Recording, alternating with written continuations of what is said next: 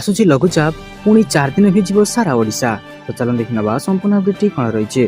गोटे लघुचापर प्रभाव न सरुणु आसिबाकु जाउछि अब एक बड़ लघुचाप।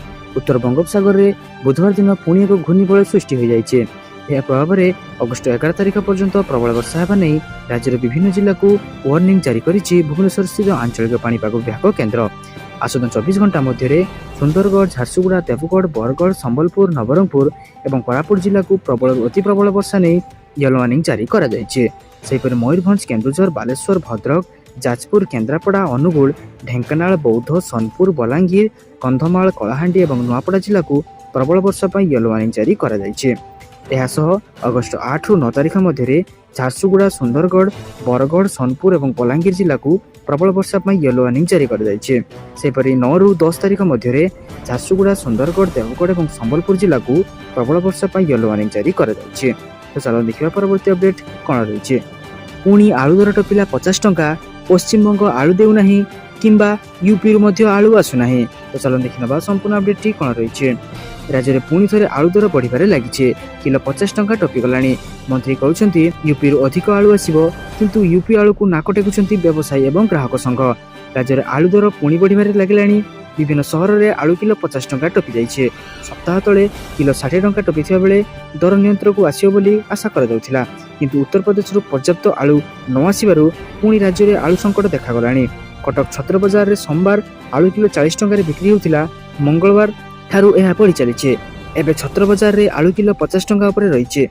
छत्र बजार को ना यूपी ना पंजाब केउठी भी आसी नहीं आलू। पश्चिमबंग काँ भा आलू ट्रक आसबार अभाव देखा देइछे।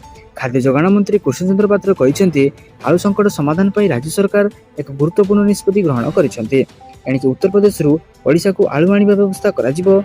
उत्तर प्रदेश धीरे धीरे आलू आसिबो प्रक्रिया त्वरान्वित करा जाउछि एवं यह आगामी दिन में वृद्धि हेबो। एही आलू उच्च मानयुक्त एवं ओडिशा बाजार को सुहाइबो। तो चलन देखिबा परवर्ती अपडेट कौन रही। हिंसा निआरे जळुछि पूरा बांग्लादेश। एयर इंडिया स्वतंत्र विमान रे ढाका फेरिले भारतीय। तो चलन देखि नबा संपूर्ण अपडेट कौन रही। बांग्लादेश रे संरक्षण को नहीं चली अशांत परिस्थिति। चारिड़े हिंसाकांड विद्रोह अति उग्र रूप नहीं गलानी। काली एयर इंडिया स्वतंत्र विमान जोगे 6 जन शिशु समेत 205 जन भारतीय नुआ दिल्ली में पहुंची। मंगलवार विलंबित राति बांग्लादेश राजधानी को चार्टर्ड विमान A321 नियो विमान द्वारा परिचालित होता। यह विमान ढाका ठारू 205 जन भारतीय को फेराई आनी जो मध्य 199 जन वयस्क और 6 जन शिशु रही। तेबे एयर इंडिया बुधवार ठारू राजधानी दिल्ली रु ढाका को दिन को 2टी विमान पुनः आरंभ करिए बोली सूचना रही।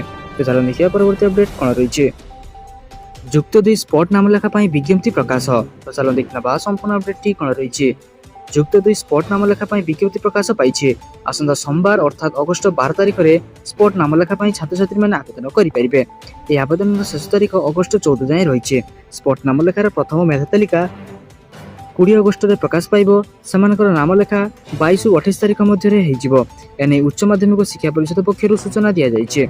सूचनायोग्य चलित वर्ष 2344 शिक्षानुष्ठान नामलेखा समुदाय 5,08,162 सीट उपलब्ध रही। एथि मोट 4,72,587 जन छात्र छात्री आवेदन करिसेंते। फल चलित वर्ष प्राय 37,000 रु अधिक सीट खाली पड़िबो। 2023-24 शिक्षा वर्ष में 5,30,153 जन छात्र छात्री 10th पास करिसेंते। पास छात्र छात्री तुलन में प्राय 59,000 कम छात्र छात्री आवेदन करिसेंते। तो चलो देखिए परवर्ती अपडेट कौन रही। 18तम किस्ती आगु नियम बदलाइले सरकार एणिकी चाषी मानक मिलबनी एही सुविधा। तो चलो देखना संपूर्ण अपडेट कौन रही। यही योजना रे स्वच्छता आने विभाग समय समय मध्य किसी परिवर्तन करें। लेटेस्ट अपडेट अनुसार वर्तमान आधार कार्ड माध्यम स्टेटस जांच करने सरकार यही सुविधा बंद कर देइछन्ते। सरकार अकाउंट को सुरक्षा देवाई सरकार समय समय नियम परिवर्तन करुछन्ते। वर्तमान पर्यंत कृषक मैंने स्टेटस को सहजरे जांच करें। एथिपाई पंजीकृत मोबाइल नंबर और आधार कार्डर आवश्यकता बाध्यतामूलक करा किंतु वर्तमान नियम को परिवर्तन करा जाइछे। जून 18 में प्रधानमंत्री मोदी वाराणसी गस्त समय योग्य कृषकों अकाउंट को 17तम किस्ती प्रकाश करथिले। सरकारी आकलन अनुसार 9.26 कोटी चाषी यार लाभ पाई। वर्तमान योग्य कृषकों अकाउंट 18तम किस्ती जमा करने को योजना पर कार्य चली।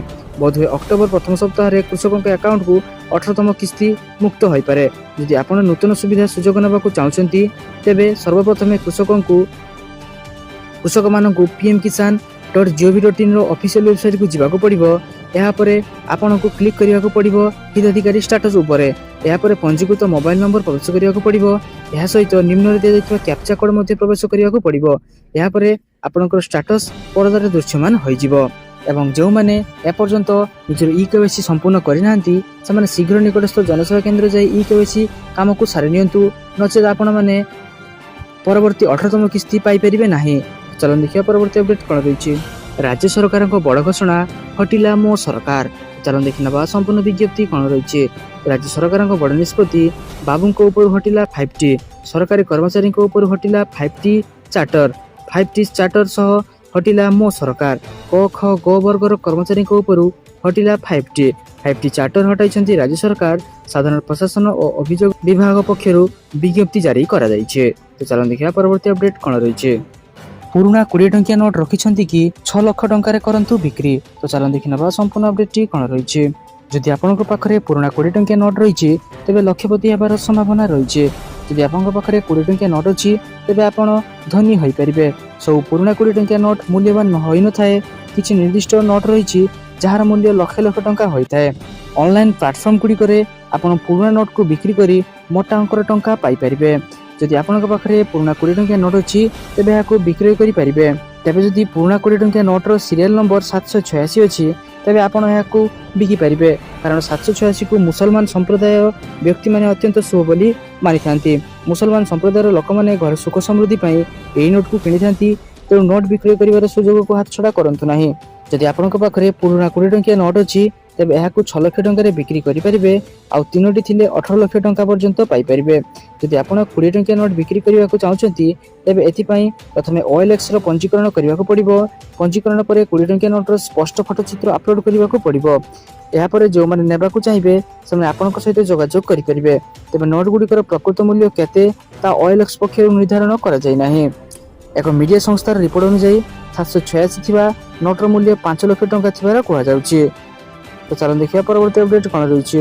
ସ୍ୱାସ୍ଥ୍ୟମନ୍ତ୍ରୀଙ୍କ ବଡ଼ ସୂଚନା, ରାଜ୍ୟର ପ୍ରତି ପଞ୍ଚାୟତରେ ଖୋଲାଯିବ ଜନ ଆରୋଗ୍ୟ ମନ୍ଦିର, ନିଯୁକ୍ତି ପାଇବେ ଅନେକ ଡାକ୍ତର।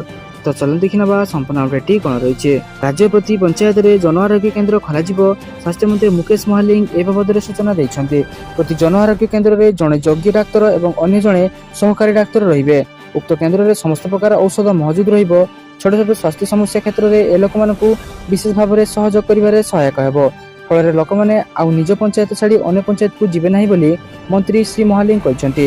ସୂଚନାଯୋଗ୍ୟ ଯେ ଗତ ମାସ 22 ତାରିଖ ଠାରୁ ଆରମ୍ଭ ହୋଇଥିବା ସପ୍ତଦଶ ବିଧାନସଭାର ପ୍ରଥମ ଅଧିବେଶନରେ ରାଜ୍ୟପାଳ ରଘୁବର ଦାସ ଏ ବାବଦରେ ନିଜର ଅଭିଭାଷଣରେ କହିଥିଲେ। ରାଜ୍ୟ ସରକାରଙ୍କ ନୂଆ ନିଷ୍ପତ୍ତି କ୍ରମେ ଆୟୁଷ୍ମାନ ଭାରତ ପ୍ରଧାନମନ୍ତ୍ରୀ ଜନ ଆରୋଗ୍ୟ ଯୋଜନା ରାଜ୍ୟରେ ଲାଗୁ କରାଯିବ ଓ ଏହା ରାଜ୍ୟବାସୀଙ୍କୁ ସର୍ବଜନୀନ ସ୍ୱାସ୍ଥ୍ୟସେବା ପ୍ରଦାନ କରିବ। ରାଜ୍ୟରେ ନୂଆ 3000 ଡାକ୍ତରଙ୍କୁ ନିଯୁକ୍ତି ଦିଆଯିବ। ସେହିପରି ରାଜ୍ୟର ପ୍ରାଥମିକ ସ୍ୱାସ୍ଥ୍ୟକେନ୍ଦ୍ର ଓ ଉପକେନ୍ଦ୍ରର ନାମ ମଧ୍ୟ ପରିବର୍ତ୍ତନ କରାଯିବ। ଏହାର ନାମ ଆରୋଗ୍ୟ ମନ୍ଦିର ରଖାଯିବ। ଆସନ୍ତା 2030 ସୁଦ୍ଧା ରାଜ୍ୟକୁ ମ୍ୟାଲେରିଆ ମୁକ୍ତ କରାଯିବ ଓ ଗର୍ଭବତୀ ପୁଷ୍ଟିକର ଖାଦ୍ୟ ଆବଶ୍ୟକତାକୁ ପୂରଣ କରିବା ପାଇଁ ସେମାନଙ୍କୁ ଆର୍ଥିକ ସହାୟତା ପ୍ରଦାନ ମଧ୍ୟ କରାଯିବ। ତ ସାରାଦିନ ଏପରି ବଛା ବଛା ଏବଂ ଗୁରୁତ୍ୱପୂର୍ଣ୍ଣ ଖବର ଜାଣିବା ପାଇଁ ଆମ ଚ୍ୟାନେଲକୁ ସବସ୍କ୍ରାଇବ୍ ରଖନ୍ତୁ।